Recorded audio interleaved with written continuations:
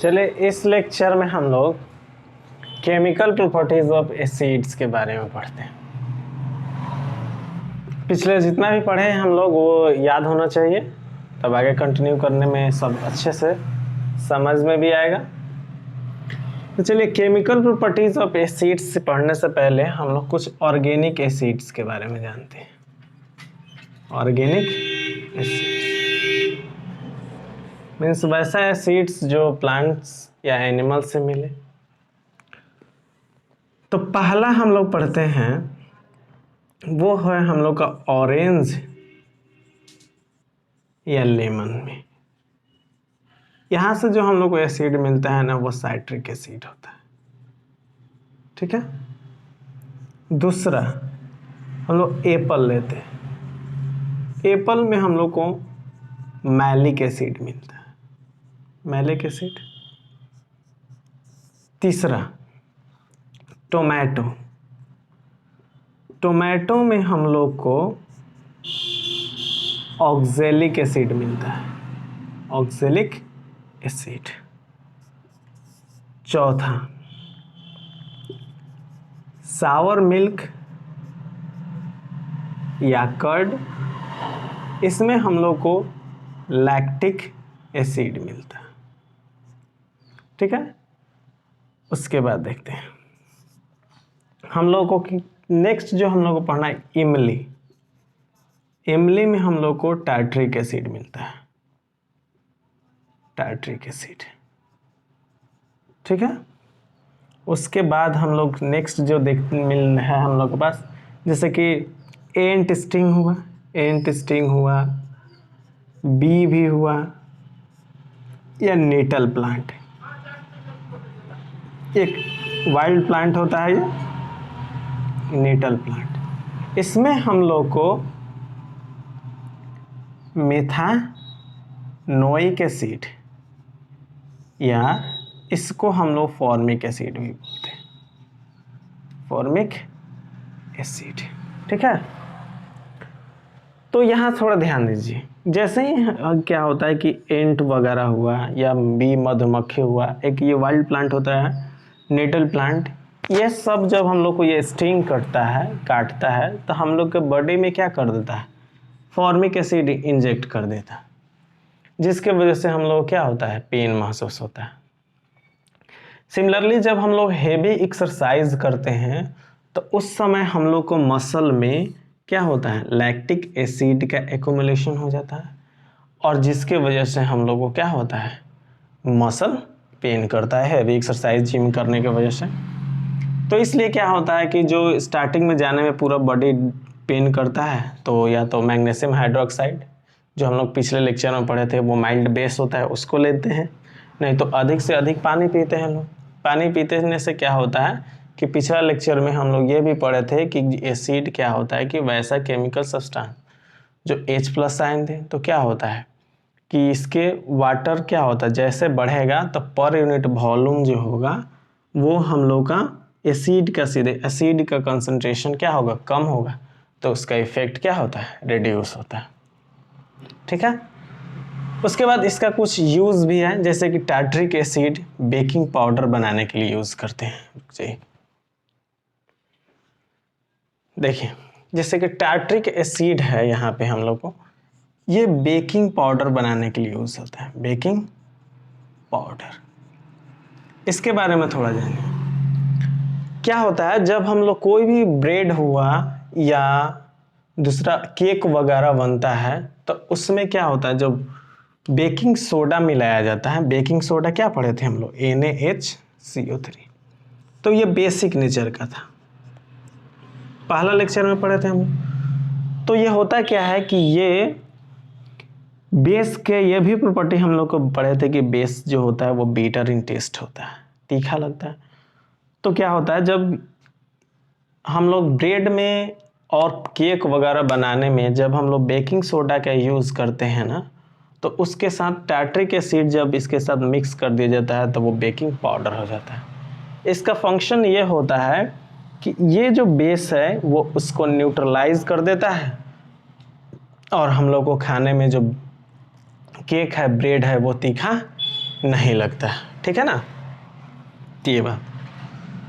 और उसके बाद चलिए हम लोग अब कुछ और इनऑर्गेनिक एसिड्स के बारे में पढ़ते हैं और साथ साथ उन सब का हम लोग फॉर्मूला भी देखते हैं। तो चलिए देखिए,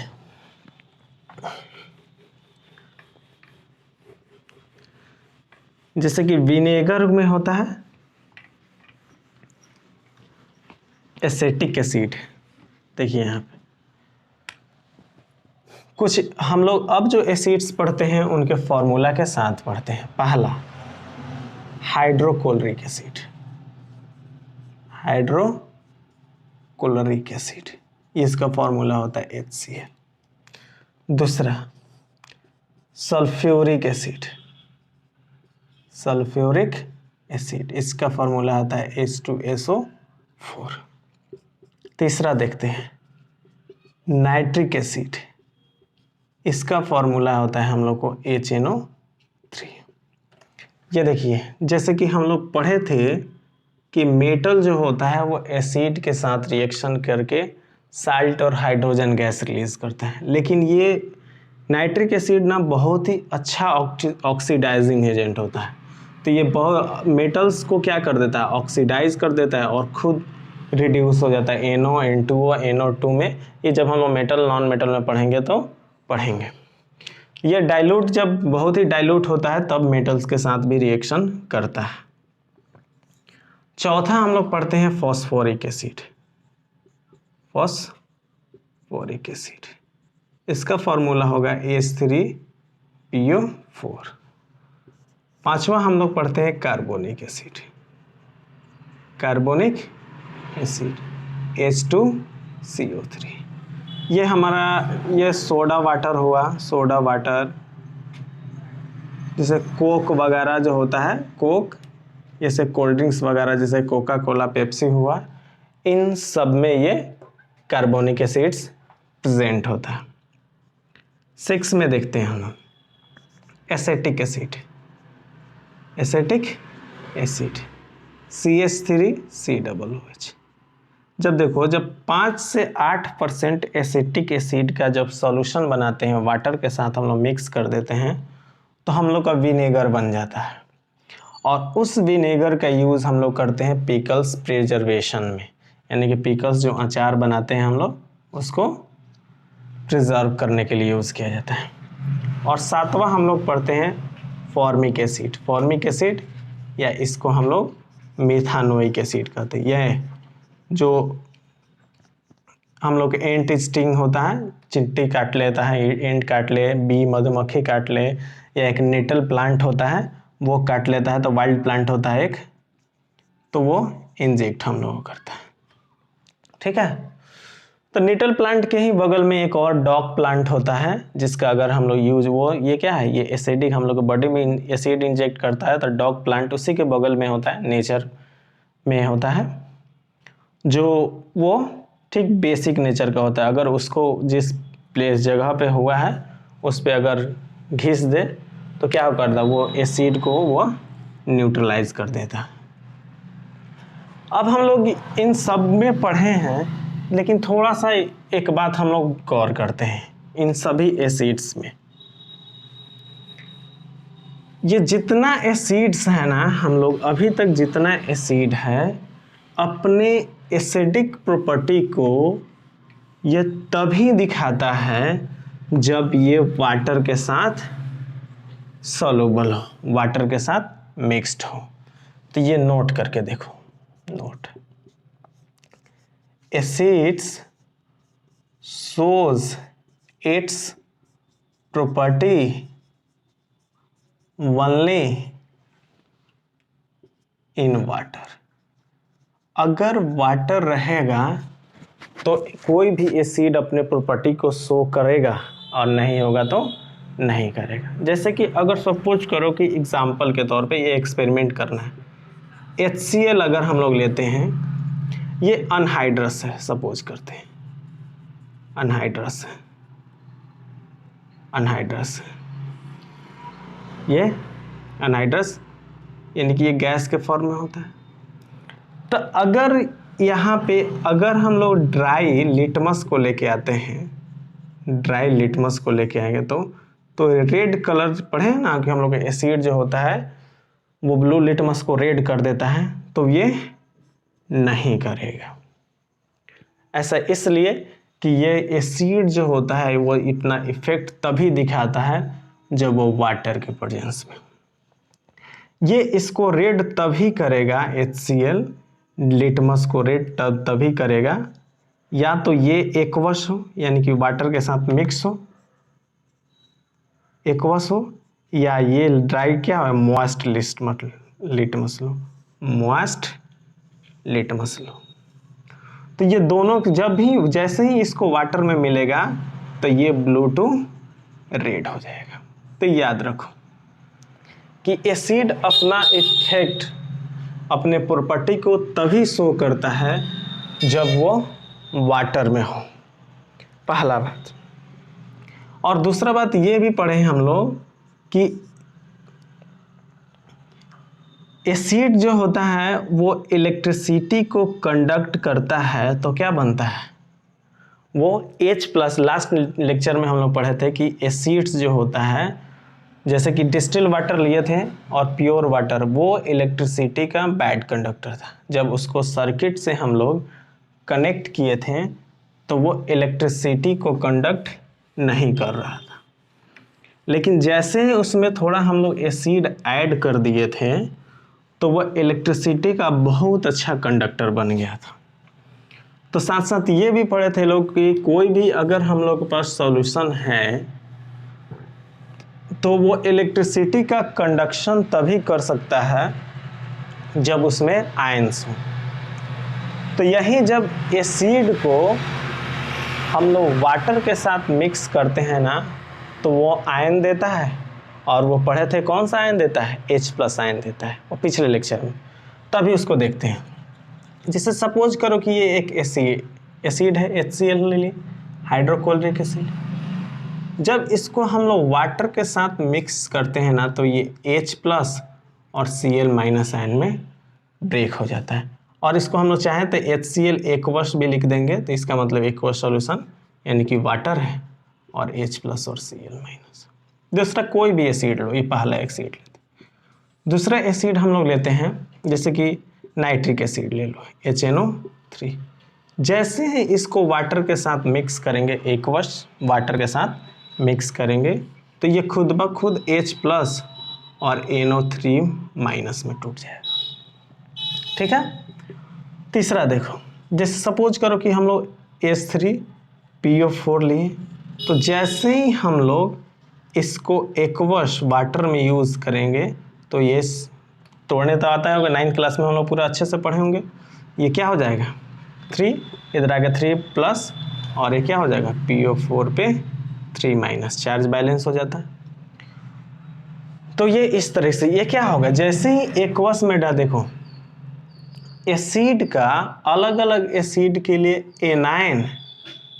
एनाइन जो है आर डिफरेंट, सब एनाइंस जो है वो डिफरेंट है, लेकिन केटाइन जो है ना वो सब क्या है सेम है। केटाइंस क्या है सब में सेम है, सबके पास एसिड में सबके पास क्या है केटाइन सेम है। तो यहाँ से हम लोग एसिड का डेफिनेशन क्या लिख सकते हैं, एसिड्स क्या होता है कि the chemical substance which give H+ ion in water is called acid। लिख लो, the chemical substance which give H+ ion in water is called acid। यानी कि वो सभी केमिकल सब्सटेंस जिसको वाटर में जैसे ही हम लोग डिसॉल्व करेंगे अगर वो H+ आयन देता है तो वो क्या होगा एसिड। लेकिन थोड़ा एक बात और ये ध्यान दीजिए कि ये जो एसिड जो होता है ना वो वाटर में H+ आयन के फॉर्म में एग्जिस्ट ना करके वो H3O+ आयन के फॉर्म में एग्जिस्ट करता है। यहाँ नोट करके ये लिख लो, acids in aqueous solution. Aqueous solution, aqueous solution का मतलब कि वाटर उसमें सॉल्वेंट होगा। ये 9th क्लास में जब सॉल्यूशन पढ़ रहे होंगे तो हम लोग को मिला होगा, acids in aqueous solution, acids in aqueous solution present in the form of hydronium. किस फॉर्म में प्रेजेंट होता है? हाइड्रोनियम आयंस के फॉर्म में। हाइड्रोनियम आयंस का फॉर्मूला लिख लो, H3O+ होता है हाइड्रोनियम आयंस के फॉर्म में by combining with water, by combining with water. देखो क्या होता है, जैसे ही हम लोग को थोड़ा ऊपर मिटाते हैं, इसका मीनिंग क्या है उसको देखते हैं।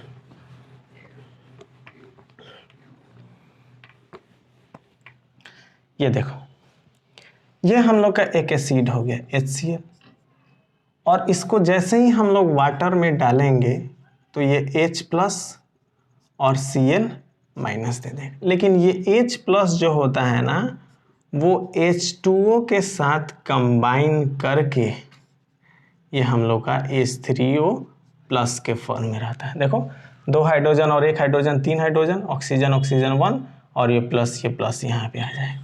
तो इसका मीनिंग क्या है कि जब HCl+ वाटर वो किस फॉर्म में रहता है? H3O+ आयन और प्लस Cl- के फॉर्म में, हाइड्रोनियम, हाइड्रोजन ना होके हाइड्रोनियम आयंस के फॉर्म। इसको हम लोग चाहें the chemical substance which gives hydronium ion in a water is called acid, ये भी लिख सकते हैं, ये भी सही, दोनों सही है, कोई दिक्कत नहीं है। देखिए,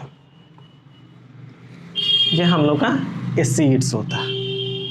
दूसरा, अगर कोई भी एसिड हम लोग लेते हैं, जैसे H2CO3 लेते हैं, जैसे ही इसको वाटर के साथ मिक्स करेंगे तो ये अपने एसिडिक प्रॉपर्टी को शो करने लगेगा, और ये क्या होगा? हाइड्रोनियम आयन H3O+ और CO3 पे 2- में ऐसे क्या हो जाएगा? ये टूट जाएगा। यही होने वाला। जो हम लोग H+ लिख रहे थे ना, वही सेम बात है, बस इसको हम लोग क्या कर दिए? हाइड्रोजन को सिर्फ हाइड्रोनियम आयन से रिप्लेस कर दे रहे हैं। तो अब हम लोग को सामने ये क्वेश्चन राइज होता है कि जितना भी कंपाउंड्स होते हैं, अगर वो उनके पास ऑक्सीजन है तो क्या वो एसिड होगा? तो इसका आंसर होगा नहीं। तो चलिए देखते हैं कैसे। चलिए देखिए, ये हम लोग नोट करके लिखते हैं कि all hydrogen containing compounds are not acid, ये एसिड नहीं होता है। Only those are acids, वही सिर्फ एसिड्स होता है which gives H+ ion in water। ठीक है ना, सिर्फ वाटर में ही, वाटर के अलावा किसी भी सॉल्यूशन में नहीं, सॉल्वेंट में नहीं होने वाला है ये। जैसे कि एग्जाम्पल में हम लोग लेते हैं ग्लूकोज। ग्लूकोज, इसका फॉर्मूला क्या पढ़े हम लोग? C6H12O6। उसके बाद शुगर ले लो, शुगर हम लोग के पास क्या है? C12H22O11। उसके बाद इथाइल अल्कोहल ले लो, इथाइल अल्कोहल, ये हो जाएगा C2H5OH। ये हम लोगों का हो गया। देखो, इन सब के पास देखो, यहाँ पे 12 हाइड्रोजन है, यहाँ पे 22 हाइड्रोजन है, यहाँ पे 6 हाइड्रोजन है। तो क्या ये एसिड होगा? तो नहीं होगा, not an acid, not an acid. ऐसा इसलिए कि because when we dissolve it in water, जैसे ही इसको वाटर में डिजोल्व करेंगे ना, तो ये H+ आयन नहीं देगा। अब ये H+ आयन नहीं देगा, इस बात को कैसे हम लोग जस्टिफाई करेंगे?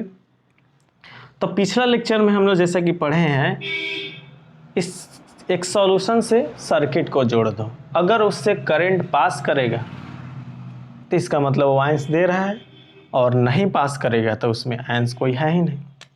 तो क्या करते हैं हम लोग कि ये सपोज करो कि ये हम लोग का वाटर है, water,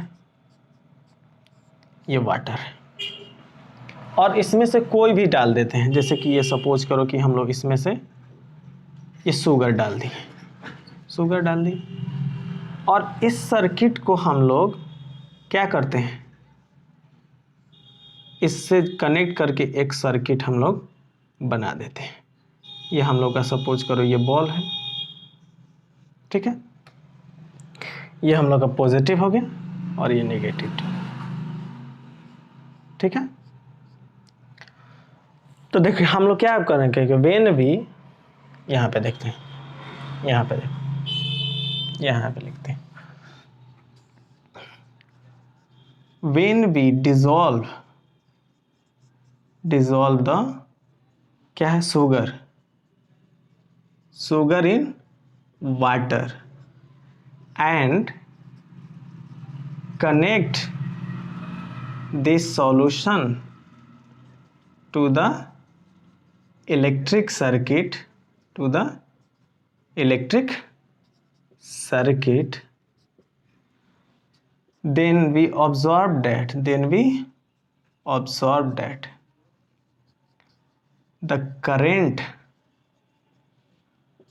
will not flow and bulb will not glow, और क्या होगा, बल्ब हम लोग नहीं जलेगा। लेकिन वहीं जब इलेक्ट्रिकल कंडक्टिविटी हम लोग एसिड का पढ़ रहे थे तो प्योर वाटर तो था बैड कंडक्टर ऑफ इलेक्ट्रिसिटी का, लेकिन जैसे ही उसमें हम लोग एसिड ऐड किए थे लोग तो उसका कंडक्टिविटी बहुत अधिक बढ़ गया था, और ये कंडक्टिविटी इसलिए बढ़ गया था कि वो जो एसिड था इसमें आयंस दे दिया था, और वो कौन सा आयन था, वो H+ आयन था। ये हम लोग का NCERT का एक क्वेश्चन भी है। अब दूसरा टॉपिक हम लोग को पढ़ते हैं, वो है एसिड रेन के बारे में। देखते हैं कि एसिड रेन क्या होता है। देखिए एसिड रेन क्या होता है।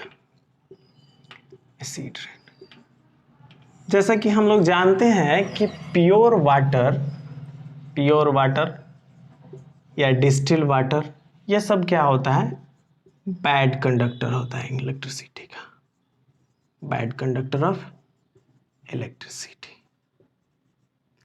तो जैसे कि हम लोग जानते हैं कि रेन वाटर जो होता है वो क्या होता है, कंडेंस फॉर्म होता है, और रेन जो होता है वो प्योर वाटर होता है। लेकिन क्या होता है कि रेन वाटर जो होता है, रेन वाटर कंडक्ट्स इलेक्ट्रिसिटी, लेकिन रेन वाटर जो होता है ना वो इलेक्ट्रिसिटी को कंडक्ट करता है। तो इसका रीज़न पूछता है कि ये क्वेश्चंस भी है कि इस रेन वाटर जो होता है वो इलेक्ट्रिसिटी को कंडक्ट क्यों करता है। तो चलिए इसका रीज़न देखते हैं। क्या होता है कि जैसे अगर एयर का हम लोग बात करें, एयर क्या होता है, mixture of many gases in fix proportion. कोई भी गैस जो होता है ना वो सब का प्रोपोर्शन क्या होता है, फिक्स होता है। कोई भी गैस अगर अपने प्रोपोर्शन से बढ़ेगा या घटेगा तो उसके वजह से एयर पॉल्यूशन होता है। ये जैसे जानते हैं, जैसे सपोज करो कि कार्बन डाइऑक्साइड का अमाउंट अपने फिक्स प्रोपोर्शन से 0.03% से क्या हो जाए, बढ़ जाए, तो उसके वजह से global warming, green house effect, ये सब हो सकता है। इसलिए क्या होता है, सभी क्या होता है, अपने अपने एक फिक्स प्रोपोर्शन में होता है। ठीक है, तो देखिए यहाँ पे जैसे हम लोग क्या होता है कि एयर में जो जरूरी गैस है हम लोग बोले, जैसे कि एयर में हम लोग पास SO2 sulphur dioxide gas, CO2 carbon dioxide gas, NO2 nitrogen dioxide gas, ये सब गैस होता है ATC। इसको रखो। जैसे ही ये गैस रेन वाटर में वाटर के साथ ये मिलता है तो हम लोग को ये H2SO4 सल्फ्यूरस एसिड H2SO3 लिख लो, H2SO3 सल्फ्यूरस एसिड बना देता है। H2O plus CO2 carbon dioxide से मिलेगा तो H2CO3 कार्बोनिक एसिड बना देता है, और H2O प्लस NO2 के साथ मिलेगा तो क्या हो जाएगा, नाइट्रिक एसिड बना देता है, नाइट्रिक एसिड। तो अब एसिड है और वाटर भी है, तो जाहिर से बात है ये H प्लस और SO3 पे 2 माइनस के फॉर्म, SO3 पे माइनस के फॉर्म में होगा। उसी तरह ये भी H प्लस और CO3 पे 2 माइनस के फॉर्म में होगा, ये भी H प्लस और NO3 पे माइनस के फॉर्म में होगा। तो क्या होता है कि रेन वाटर में हम लोग को तो आयंस मिल गया, तो इसलिए क्या होता है कि रेन वाटर जो होता है ना वो इलेक्ट्रिसिटी को कंडक्ट करता है। तो इसका आंसर कैसे लिखेंगे हम लोग उसको देखते हैं। चलिए ऊपर मिटाते हैं। तो रेन वाटर यहाँ लिख देते हैं, रेन वाटर कंडक्ट्स